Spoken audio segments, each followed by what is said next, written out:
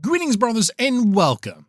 Third episode is out. We got more detail. You can now shut the fuck up about the stuff that I said months ago during the second episode. You fucking But I would like to hit in a different angle and want to do it directly and have the answer once and for all. Who would best each other? Who would win?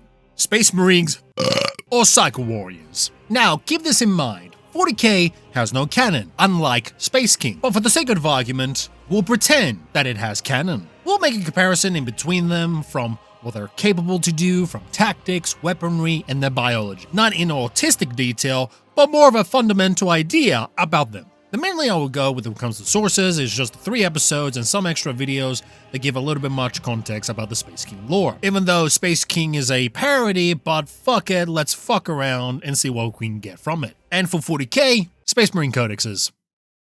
Yeah, it's nothing special. If you want to be a fraud and check the wiki, be my guest. Then again, it could be worse. They could start adding women into the Space Marines. No! Girls! So let us begin with one important detail. Psst, ad time. Come back here, you little fuck! You will watch this ad, and you're gonna fucking like it! Welcome, brothers. If you want to support me, here are my platforms so your name will be in the Hall of Fame. Or you can join my social platforms like my Discord, where I'm highly active. And finally, if you haven't done so, please consider leaving a like and subscribe. Or if you hate me, leave a comment and a dislike. I know you skip this ad and you will get shot. Heretic. And let's get back to the video.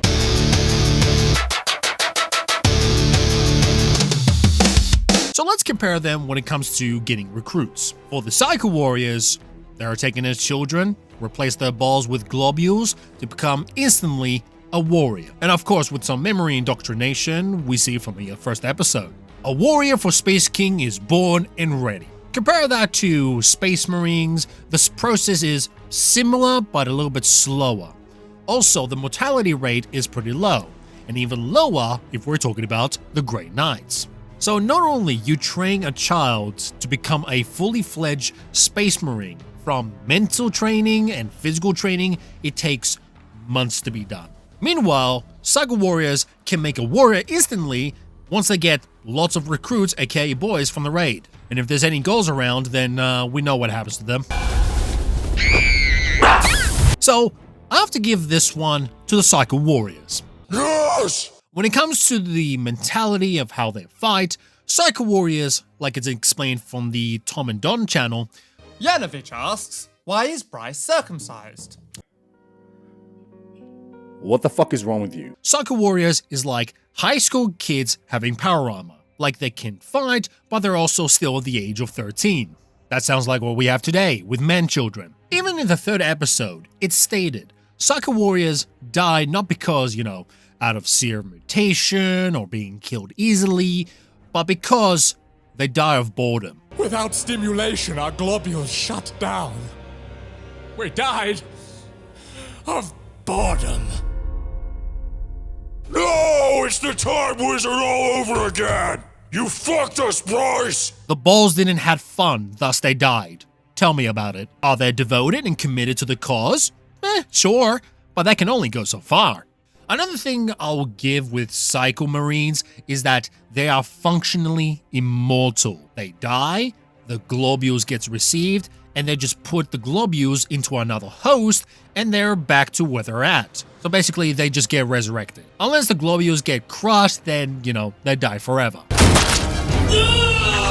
By the way, the one crucial detail when it comes to the Psycho Warriors is that they are a legion and not a chapter. So they have much more than 1,000 warriors at their disposal. So that is one thing that makes them pretty OP if not careful. Now compare that to Space Marines. They are much more serious with 100 years of experience, which some die young and etc. And of course it is estimated that, Space Marines can live long as 300 years, but of course we have Dante. But the real king who lived much more than Dante is Barbaros d'Antioch. You all can suck my dick because they're trained mentally and physically to be the Angels of Death, the elite force of the Imperium's branch. But even with experience, they can't beat overwhelming odds like orcs or Tyranids. Now the crucial thing, just like the globules of the Psycho Warriors, the Space Marines have an important organ called the Gene Seed. The Gene Seed is what makes Space Marines. Duh. But it can be collected, preserved in order to make another Marine. But of course, Gene Seed as well just makes, specific body parts around. And then also they come in different flavors. So you have fucking salamanders, you have space wolves, that kind of shit. But that is autistic talk. We're not autistic here, are we? Like, don't tell me that your parents took Tylenol and then you became one of them. Curious. The only crucial difference between the Psycho Warriors and Space Marines, and it's that once a Space Marine dies, he dies. Unless he's half-death and becomes a new Primaris model or a Dreadnought. The Gene Seed, in other words, does not bring someone back alive like the Globules.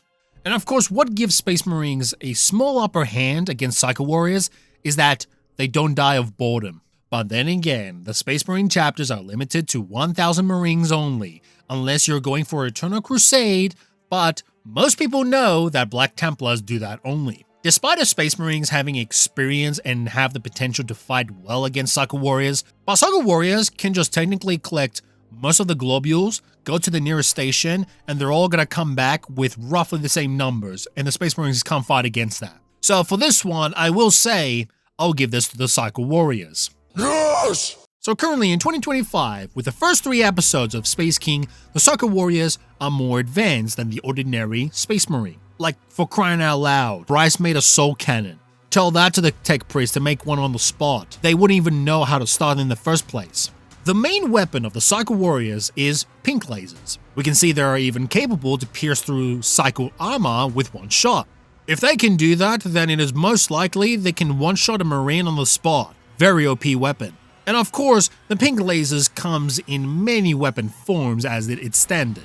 Should I even bring up Titan weaponry? I don't recall Space Marines have Titans under their command. For Space Marines, their main weapons is bolters.